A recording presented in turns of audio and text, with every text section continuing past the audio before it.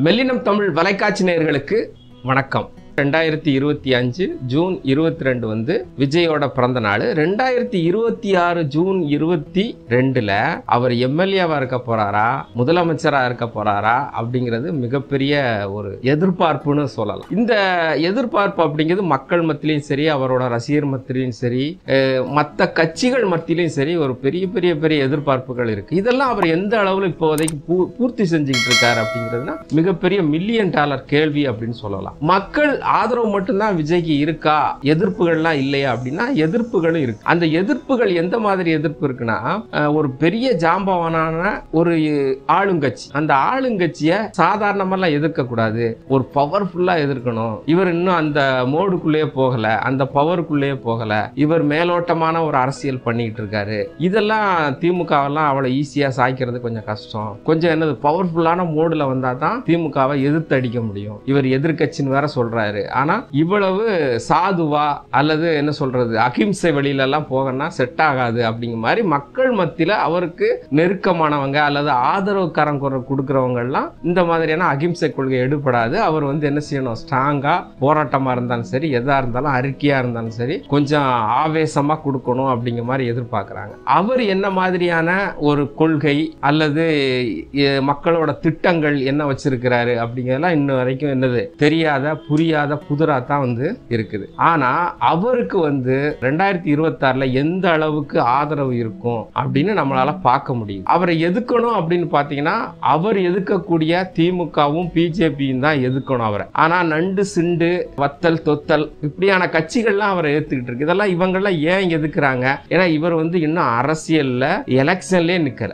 எலெக்ஷன்ல நிக்காத ஒரு கட்சியை வர்றது போறதெல்லாம் வந்து என்னமோ அது பண்ண மாதிரி எல்லாரும் எதிர்த்துக்கிட்டு இருக்காங்க. இந்த எதிர்ப்பெல்லாம் இவர் என்ன செய்யணும், ஈஸியா சமாளிக்கணும். இல்லைன்னா இவங்கெல்லாம் எதுக்காத அளவுக்கு அவங்களுடைய அறிக்கைகள் வந்து ஒரு ஆக்ரோஷமான அறிக்கைகள் இருக்கணும். அது எதுவுமே இல்லாம ஒரு விதமா போயிட்டு இருக்குன்னு தான் நம்ம சொல்லணும். இதை தாண்டி 2026ல அவருக்கு என்னென்ன நெருக்கடிகள் இருக்கும் அப்படின்னு நம்ம பார்க்க வேண்டியது. குறிப்பா பாத்தீங்கன்னா 2026 ஜனவரியில அவரோட படம் ஜனநாயகன் வெளியாகுது. இந்த ஜனநாயகன் வெளியாகக்கூடிய நேரத்துல உண்மையிலே தியேட்டருக்கு கிடைக்குமா, இன்னொன்னு தியேட்டர்ல எந்த அளவுக்கு நெருக்கடிகள் இருக்கும், அவர் எதிர்பார்த்த அளவுக்கு எல்லா தியேட்டர்லயும் வாய்ப்புகள் கொடுக்கப்படுமா இப்படிங்கிறதெல்லாம் இருக்கு. ஏன்னு கேட்டீங்கன்னா இதே மாதிரி ஒரு சூழல் ஒரு 50 வருஷத்துக்கு முன்னாடி வந்து எம்ஜிஆருக்கெல்லாம் நடந்தது. இது உலகம் சுற்றுவாயுவின் படத்துல வந்து அரசியல் இறங்கினதுக்கு அப்புறம் அவர் படம் எப்படி ஓடுது, அவர் படம் ஓடிடுமா அப்படின்னு சொல்லிட்டு இதே ஆளுங்கட்சி வந்து அன்னைக்கு மிகப்பெரிய நெருக்கடி குடைச்சல்லாம் கொடுத்தாங்க. அந்த மாதிரி குடைச்சல்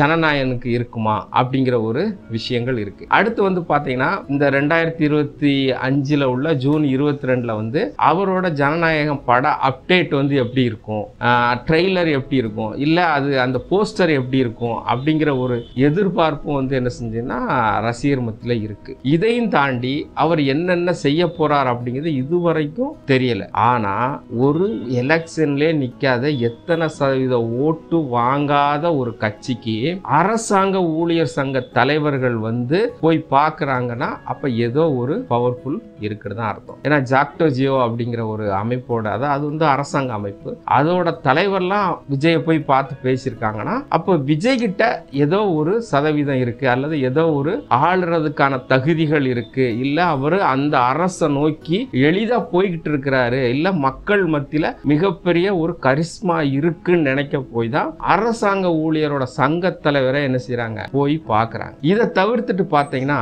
வழக்கமா ஒரு கட்சி யாரு தோணினாலும் விட்டுருவாங்க, அடுத்து எலெக்ஷன்ல பாத்துக்கலாம் வாங்க, அல்லது எலெக்ஷன்லாம் எவ்வளவு சதவீதம் ஓட்டு வாங்குறான்னு பார்ப்போம், அதுக்கப்புறம் நம்ம எதுக்குற விஷயத்த பார்ப்போம். இது வந்து விஜயகாந்துக்கு நடந்துச்சு. அவரு எலெக்ஷனுக்கு அப்புறம் தான் அவருக்கு எதிர்ப்புகள்லாம் வந்துச்சு. ஆனா இவரு கட்சி ஆரம்பிக்கும் போது எந்த எதிர்ப்பும் இல்லை.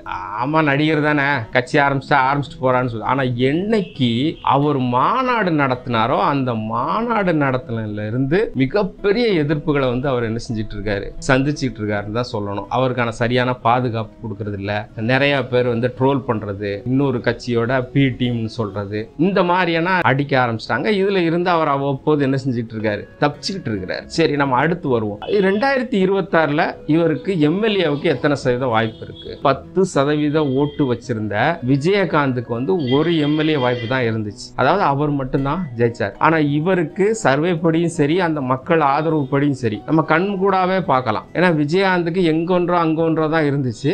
ஆனா வந்து விஜய்க்கு அப்படி கிடையாது. எல்லா இடத்துலயுமே ஒரு ஆதரவு கரங்கள் இருக்கு. அப்போ இவருக்கு ஒரு 15% வாக்கு இருக்கு அப்படிங்கிறதுல மாற்று கருத்து கிடையாது. இந்த 15% வாக்கை வச்சுக்கிட்டு மட்டும் அவர் எத்தனை எம்எல்ஏ ஆயிட முடியும் அப்படிங்கிற ஒரு கேள்வி இருக்குன்னு சொல்லலாம். அதிகபட்சம் ஒரு 5 இல்ல 10 இவ்வளவுதான் வந்து இந்த ஒரு இதுல வந்து சரி. ஆனா 30ல இருந்து 35% வாக்கு இருந்தா தான் முதலமைச்சர். இந்த 30ல இருந்து 35% வாக்க இவர் கூட்டணிகள் மூலம் தான் இணைக்க முடியும். இந்த கூட்டணியை அவர் யாரை வச்சு கூட்டணி அமைக்க போறாரு, அது டிசம்பர்ல தான் தெரியும் அவரே சொல்லியிருக்கிறார். சரி, இவரை நம்பி யாரு கூட்டணிக்கு வருவா அப்படிங்கிறதும் மிகப்பெரிய கேள்விக்குறியா இருக்கு. ஏன்னா 2 பக்கத்திலையும் கூட்டணிகள் இப்பவே என்ன ஆச்சு, ஸ்ட்ராங் ஆயிடுச்சுன்னே சொல்லலாம். அப்ப இவர் யாரை வச்சு கூட்டணி அமைப்பாரு? இருந்தாலும் கூட்டணி அமைச்சா இன்னும் 20% வாக்குக்கான கூட்டணியை அவர் அமைக்கணும். அப்போ ஒவ்வொரு கட்சியும் 5% ஓட்டு வாங்குற கட்சிகள் அவர் பின்னாடி வரணும். அப்படி என்ன கட்சிகள் இவர் பின்னாடி வர தயாரா இருக்கு அப்படின்னு பார்த்தா அது நீண்ட நெடிய தூர பயணம்னே சொல்லலாம். இதெல்லாம் அவர் சமாளிச்சா அவரு முதலமைச்சரோ துணை முதலமைச்சரோ பார்க்கலாம். அப்படி இல்லாம வெறும் 15-17% வாக்கு வாங்கினா இந்த தமிழ்நாட்டில் மிகப்பெரிய கட்சிகள்ல 3வது கட்சியாகவோ 2வது கட்சியாகவோ 5 எம்எல்ஏக்களோ 10 எம்எல்ஏக்களோ இந்த அடிப்படையில தான் விஜய் வந்து வர்றதுக்கான வாய்ப்பு இருக்கு. கனவு, முதலமைச்சர் கனவு அப்படிங்கிறது அடுத்த தேர்தலுக்கு போயிடும் அப்படின்னு தான் நம்ம சொல்லணும். ஆக விஜய் என்னைக்கு அரசியல் வச்சாரோ அன்னையில இருந்து அவரை சுத்தி அரசியல் சுழலுது. அவர் வந்து ரோட் ஷோ போனா எல்லாருமே ரோட் ஷோ போறாங்க. அவர் வந்து டாடா காட்டினா எல்லாருமே டாடா காட்டுறாங்க. அவர் பேண்ட் ஷர்ட் போட்டா எல்லாருமே என்ன செய்யறாங்க, பேண்ட் ஷர்ட் போட்டுட்டு போறாங்க. ஆக அவரை வச்சு அவரோட நிழல் மாதிரி அரசியலே அவரை வச்சு திரும்புற மாதிரியான ஒரு சூழலை வந்து விஜய் வந்து உருவாக்கி இருக்காரு அப்படின்னு தான் சொல்லணும். இந்த சூழல் நல்லதா கெட்டதா அப்படிங்கிறத நம்ம போக போக தான் தெரியும். இருந்தாலும் அடுத்த ஜூன் 22க்குள்ள அவர் ஒரு சட்டமன்ற உறுப்பினரா ஆவார் அப்படின்னு எதிர்பார்ப்ப அனைவரும் எதிர்பார்க்கிற மாதிரி நாமளும் எதிர்பார்க்கிறோம். அவருக்கு பிறந்த நாள் வாழ்த்துக்கள். இதுவரை கேட்டுக்கொண்டிருந்த மெல்லினம் தமிழ் நேயர்களுக்கு நன்றி.